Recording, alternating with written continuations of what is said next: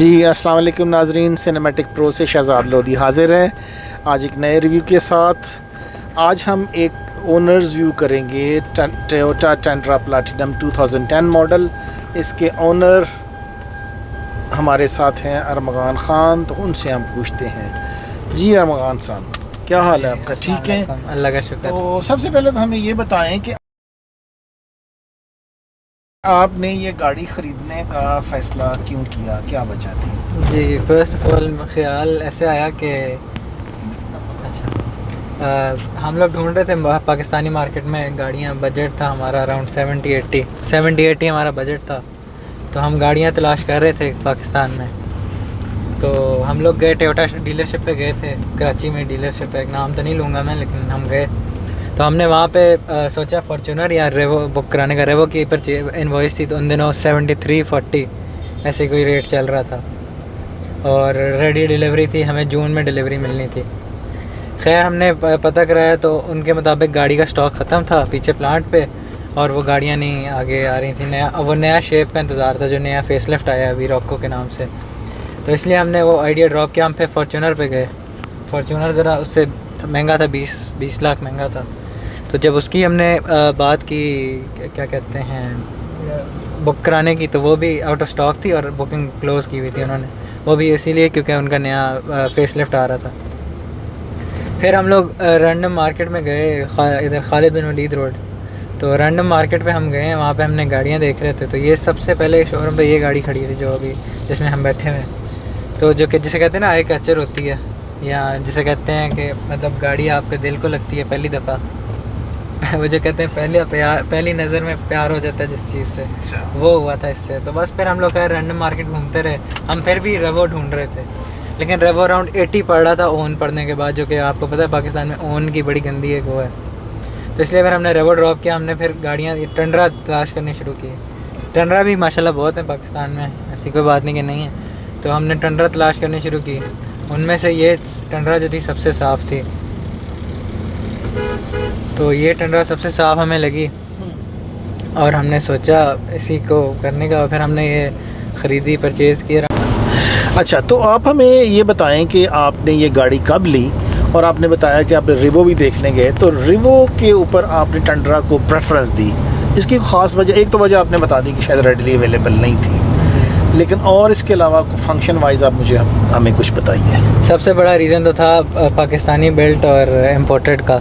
अब जाहिर सी बात है, आप अगर इम्पोर्टेड गाड़ी को कंपेयर करें टू पाकिस्तानी जो बिल्ट गाड़ी हैं, तो वो तो आप कह लें बिल्कुल अलग अलग दो बातें हैं। दूसरा उसका राइड कंफर्ट, उसमें सस्पेंशन उसके उतने फीचर्स नहीं जितने इसमें। और फिर साइज़ उसका लेग स्पेस तो बहुत कह लें कम है। हम करोला यूज़ कर रहे थे पहले, तो अगर करोला से कंपेयर करूँ, करोला का पोस्चर ज़्यादा अच्छा होगा पिछले सीट्स का अगर आप कंपेयर करें रिवो से।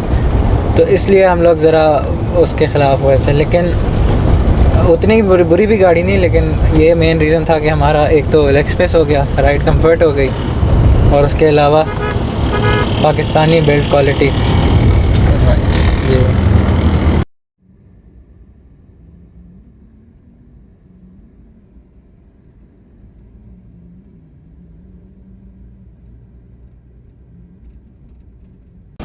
अच्छा, तो एक नेक्स्ट क्वेश्चन आपसे है कि ये आपने कब ली, और इसकी जो पार्ट्स अवेलेबिलिटी है वो आपने चेक की मार्केट से, क्या उसके हालात हैं? जी, ये हमें अरसा हो गया है, तकरीबन 6 माह हो गए हैं इस गाड़ी को हमारे पास।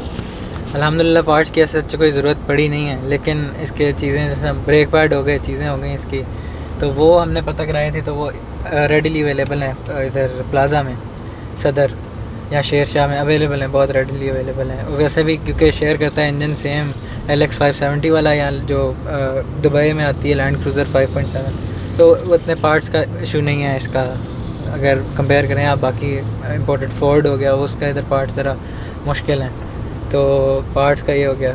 और बाकी प्राइसिंग जो है पार्ट्स की, वो भी अराउंड यही जो नॉर्मल होता है जनाब। इसके ब्रेक पैड्स अगर आप लेने जाते हैं तो ब्रेक पैड्स इसके आपको आराम से मिल जाएंगे अराउंड अगले पिछले का सेट 20,000 तक का, जो कि मैं समझता हूँ कि इतनी बड़ी गाड़ी के हिसाब से तो जस्टिफाई कर सकते हैं आप। तो मेरा नेक्स्ट क्वेश्चन आपसे है कि आपने इसके ऊपर लॉन्गेस्ट ड्राइव कितनी की, मतलब आउटसाइड द सिटी आप गए तो आपकी दो एस्पेक्ट्स हैं, ड्राइव कैसी थी, आपने इसका कंफर्ट लेवल आपका क्या था, और फ्यूल एवरेज तकरीबन आपने क्या ऑब्जर्व किया?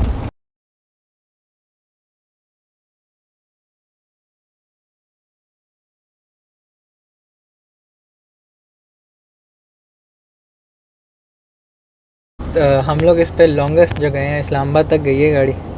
कराची से? जी, कराची से इस्लामाबाद। ये भी पिछले रमज़ान, इसी रमज़ान में इनफैक्ट गई थी हमारी इस्लामाबाद तक, और ये एक ही दिन में गई थी, मतलब सुबह निकले थे, रात वहाँ पे थे। तो इसने शहर में तो फ्यूल एवरेज आप मतलब मजाक ही है इसका, 4-5 इतने ज़्यादा नहीं, पता नहीं चल सकता। 5.7 इंजन है, तो वो तो बस आप रेस पे पाँव रखते हैं और ये पेट्रोल पीती है पे शहर के अंदर, क्योंकि गियर शिफ्टिंग बहुत वो हो रही होती है लोअर गियर्स में।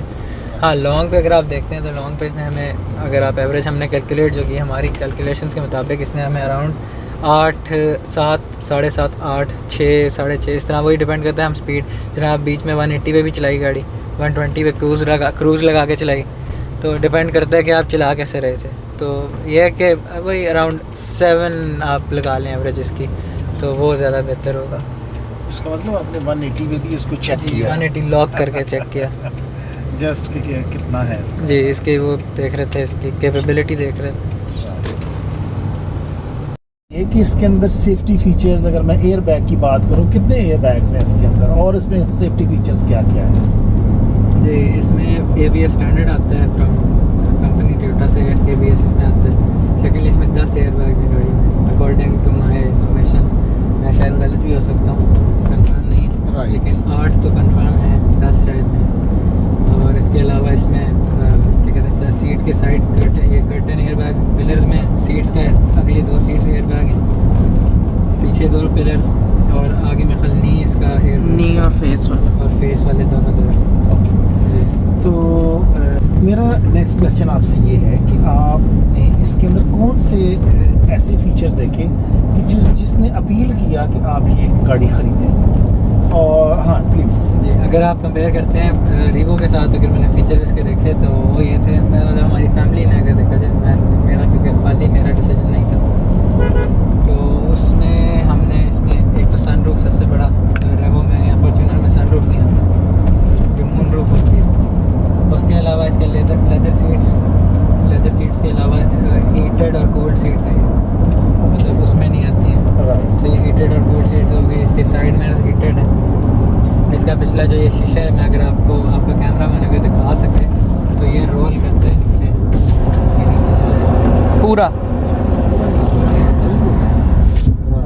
फिर इसमें क्या कहते हैं, इसकी जो सस्पेंशन वाइज कंफर्ट लेवल, वो नेक्स्ट स्टेबिलिटी गाड़ी की जिसे कहते हैं। इसका इसमें इतने ज़्यादा आपको पावर सॉकेट्स मिलते हैं, मैं नहीं समझता रेवो में भी इतने मिलते होंगे आपको। अच्छा, यहाँ पे पावर सॉकेट है, ये पावर सॉकेट है, पीछे इसके पावर सॉकेट है, मतलब तो लोडेड गाड़ी है, कम्प्लीटली लोडेड गाड़ी। फिर इसका ये जो स्टेयरिंग है, ये टिल्टेड जो इसका टेलीस्कोप स्टेयरिंग वाली वो है, इलेक्ट्रिक है, वरना मैनुअल होते ज़्यादातर। ये बड़ा प्लस पॉइंट था इसमें। अच्छा, नेक्स्ट मेरा आपसे पूछने को दिल चाह रहा था कि आप क्या समझते हैं कि इसमें कौन से और फीचर जो आपको पसंद है, जो इसमें होने चाहिए थे और इसमें नहीं है, वो आप बताना पसंद करेंगे? जी, जैसे आपके कैमरामैन ने बताया VSC वगैरह हो गए, वो इसमें नहीं है, तो वो मैं समझता हूँ होने चाहिए थे। उसके अलावा इसमें up hill assist, down hill assist, यानी हिल कंट्रोल, क्रॉल कंट्रोल हो गया। और दूसरा इसमें ज़रा सा एक फ्लॉ है टोयोटा की तरफ से, वो फ्लॉ ये मेरे ख्याल सारी ट्रक्स में होते हैं, मुझे जहाँ तक लगता है। जो इसका पिछला कैबिन, मतलब कैबिन तो बहुत बड़ा है, क्योंकि इस जो फुल साइज ट्रक होता है इसका कैबिन वैसे ही बहुत बड़ा होता है। तो जो इसका अगला AC यूनिट है, ये इतना मेरा ख्याल कैपेबल नहीं होता एज मतलब पीछे के लिए। तो पीछे दी तो हैं इवेंट्स इन्होंने, लेकिन उतने मेरा ख्याल से वो नहीं है, उनकी परफॉर्मेंस उतनी अच्छी नहीं है जितनी अगर आप कंपेयर करते हैं अगले सेक्शन के। अगला जो पार्ट है कैबिन का, हाफ तक तो बहुत ज़बरदस्त कूलिंग है, लेकिन जब पीछे अगर देखें तो ज़रा वो कॉम्प्रोमाइज़ है। तो वो मैं समझता हूँ कि टोयोटा को इम्प्रूव करना चाहिए। सेपरेट जहाँ लैंड क्रूज़र में आता है वो इनको डालना चाहिए इसमें। तो ये फीचर है। वैसे तो रेवो में भी नहीं आता, कुछ में आया है, अब नहीं आता। फॉर्च्यूनर में AC बहुत बेस्ट है, तो अगर मैं कंपेयर भी करते जाएँ साथ साथ। और लैंड क्रूज़र का भी ऐसे ही है, पीछे की क्लाइमेट कंट्रोल अलग है। बाकी हाँ, मैं आपको एक फीचर बताना भूल गया इसका, आपने जो फीचर्स पूछे, इसमें डुअल क्लाइमेट कंट्रोल है, मतलब आपकी जोन अलग है, मेरी जोन अलग है, मैं अपना अलग कंट्रोल कर सकता हूँ, आप अपना अलग कंट्रोल कर सकते हैं। तो ये कुछ ऐसे फीचर्स हैं जो ये स्टैंडर्ड जो आप चाहेंगे कि जी। अच्छा, तो आपकी एक तो आप मुझे बताइए कि आपकी ये गाड़ी का वेरिएंट कौन सा है और मार्केट में इसके टंड्रा के और कौन कौन से वेरिएंट अवेलेबल हैं पाकिस्तान में? तो ये अपने पर्टिकुलर ईयर का, मॉडल ईयर का top of the line variant platinum variant है। इसके अलावा अब जो लेटेस्ट है उसमें आते हैं, एक तो आता है 1794 वो जो आपका टॉप ऑफ द लाइन है। उसके अलावा इसमें आते हैं TRD आता है, इसमें TRD आता है। उसके अलावा SR5 आता है। ऐसे ये वो सारे इससे लोअर हैं। प्लैटिनम जो है, अगर आप 1794 मेरे ख्याल 2014 के बाद प्लैटिनम नहीं आता मेरे ख्याल से। मेरा जहाँ तक ख्याल है उसमें 1794 आता है। मैं रॉन्ग हो सकता हूँ, मैं कुछ नहीं कह रहा। और जो इसमें इस पर्टिकुलर का जो ईयर था, इसमें ये 17 प्लैटिनम जो था टॉप ऑफ द लाइन था। इसके साथ SR5 4x2 भी आती थी ये गाड़ी। ये 4x4 है, 4x2 भी, 2x4 या 4x2 जो भी, वो भी आता था। ये 4x4 है पर्टिकुलर गाड़ी। और इसके इंजन तकरीबन सब में, इंजन तो सब में सेम होता था। एक और फ़र्क होता है, ये क्रू मैक्स होती है। क्रू मैक्स होता है, इसके पिछला फुल साइज़ होता है दरवाज़ा। जो दूसरा होता है ड्यूल कैब होता है मेरे ख्याल से, वो उसमें सिर्फ हाफ डोर होता है और उसकी सीटिंग कैपेसिटी, मतलब सीटिंग जो वो है लेग स्पेस कम होती है एज़ कम्पेयर टू ये पर्टिकुलर गाड़ी। क्रू मैक्स जो होता है, क्रू मैक्स में ये SR5 वगैरह आते हैं जी। और पाकिस्तान में तकरीबन क्रू मैक्स भी, मतलब क्रू मैक्स तो हैं काफ़ी हैं, उसमें प्लैटिनम भी है, SR5 भी आती है। तो मेन तो यही दो आते हैं। और एक लिमिटेड भी आता है जो 2007 के एंड में और 8 के शुरू में इंट्रोड्यूस हुआ था। वो तकरीबन उस वक्त का प्लैटिनम होता था, लेकिन उसमें इतने फीचर नहीं है जो अब इस प्लैटिनम में दे चुका है टोयोटा। तो ये मेन इसमें है फ़र्क। आप हमें थोड़ा सा इस गाड़ी के मेंटेनेंस के मतलब ज़रा बताइए कि जब से आपने ली तो मेंटेनेंस के क्या हालात थे? जी, हमारे पास 6 महीने हो गए जैसे मैंने आपको बताया। तो हमने इसकी एज सच तो मेंटेनेंस नहीं करवाई, सिवाय इसके engine oil, air filter, oil filter, इसका AC फिल्टर, बस। इसके अलावा तो ब्रेक पैड्स वगैरह इसके बिल्कुल नए थे जो हमने लिए थे। TRD इसमें इंस्टॉल करा के दिया था जिनके पास थी पहले गाड़ी। TRD ब्रेक का इसके जो कैलिपर्स थे, तो वो तो हमें ज़रूरत नहीं पड़ी इसके ब्रेक पैड्स वगैरह की। हमें मेन जो फीचर जो ज़रूरत पड़ी थी ऑयल चेंज की थी, वो मुझे कॉस्ट किया था अराउंड 14,000 या 13,000 कुछ। इसमें लिकी मॉली का डला था 10W40 शायद। और इसके अलावा इसका जो ऑयल फिल्टर था वो टोयोटा का लग गया था, डेंसो का मिला था, वो 1500 का था कि 2500 का था। एयर फिल्टर भी ऐसे कि 2000-2500 का था। और जो इसमें 8 लीटर जो कि वो डलता है इसमें ऑयल, तो 8-2 हमें लेने पड़े थे, तो वो ऐसे ही था। और बाकी ऐसे तो कोई मेंटेनेंस कॉस्ट इसमें नहीं पड़ती, सिवाय यही जो मेन आपको कराना पड़ता है हर गाड़ी का। तो मैं समझता हूँ कि इतने बड़े इंजन के साथ इतनी तो आप कर सकते हैं। 14,000 कोई बड़ी बात नहीं है। आप इस गाड़ी की इंजन रिलायबिलिटी के ऊपर कोई रोशनी डालना चाहेंगे? जी, मेरे ख्याल से टोयोटा वैसे भी अपनी जो उनकी है हेरिटेज है, उनका जो नाम है, वो डिपेंड ही अपनी रिलायबिलिटी पे करता है एज़ कम्पेयर टू फोर्ड। ये तो बहुत रिलायबल गाड़ी है टंड्रा। फोर्ड तो आप रिलायबिलिटी में भी नहीं ले सकते। तो इसकी रिलायबिलिटी तो मैं आपको, अगर 100 में से आप मुझे रेट करवाना चाहें तो मैं 100 ही दूंगा इसको। इतनी रिलायबल गाड़ी है ये, मतलब आप कहीं भी रास्ते में आपका साथ नहीं छोड़ेगी। सिवाय फ्यूल ख़त्म ना हो जाए वो अलग बात है, वो तो ये पीती है। बाकी अल्लाह का शुक्र है, सच कोई आप मसला नहीं करेगी। अच्छा, अरमान, हमें ये बताइए कि आपने जब ये गाड़ी ली तो नेचुरली इंसान के जहन में आता है इसकी रीसेल वैल्यू। ज़ाहिर है 2 साल 4 साल जब ये बेचना चाहेंगे तो वो आपके जहन में क्या था और उसके मतलब हमें कुछ बताइए। पहली तो सबसे बड़ी बात है कि ये जो गाड़ियाँ हैं वही लेता है जिसको शौक़ होता है, और यहाँ जो फ़िक्र नहीं करता रीसेल की। तो ऐसे हमने कोई फ़िक्र की नहीं थी रीसेल की, या हमने कोई इतना बड़ा फैक्टर रखा नहीं था रीसेल को। लेकिन क्योंकि शौक़ वाले लोग हैं तो जो शौक़ करता है वही रखता है। तो मिलते हैं मार्केट में काफ़ी, लेकिन जब हमने जिससे ली है उसने ही हमें कहा था कि जिस दिन आपने बेचनी हो, या मैं आपसे 2 लाख महंगी लूँगा या मैं आपसे 2 लाख सस्ती लूँगा, तो लूँगा मैं ज़रूर। तो ये हमें एक उसने बात की हुई है बस। बाकी वो कमिटमेंट में रहता है नहीं रहता, वो उसका अपना वो है। लेकिन पाकिस्तान में इसकी रीसेल इतनी कोई आला नहीं, मतलब अगर आप खड़ी कर दें तो आपको महीना भी लग सकता है, 2 महीने भी लग सकते हैं, क्योंकि आप फॉर्च्यूनर तो आपका हार्ड कैश है, अभी आपने लिए, कल आप बेचें तो बिक जाएगी गाड़ी। लेकिन उससे कंपेयर करें तो ये आप पाकिस्तानी मार्केट में तो आपको ये बिल्कुल रीसेल वैल्यू अच्छी नहीं है इस गाड़ी की, किसी भी बड़ी गाड़ी की नहीं है। मतलब अगर आप आउट ऑफ मार्केट लेते हैं, क्योंकि मार्केट की तो नहीं है गाड़ी, तो ये एक है।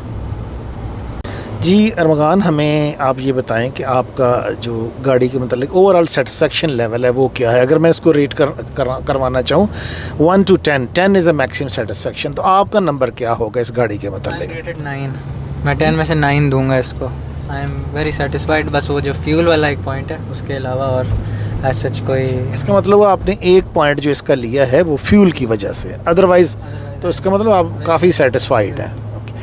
अच्छा, एक क्वेश्चन और है मेरे जहन में आ रहा कि अगर आपके पास जब अपनी गाड़ी ली, अगर इतने ही पैसे आपको और दिए जाएं तो आप कौन सी गाड़ी लेना चाहेंगे? आई गो फॉर टंड्रा। मैं फिर से टंड्रा ही लूँगा। मतलब दूसरी टेंडर आप लेंगे? ज़बरदस्त, थैंक यू वेरी मच।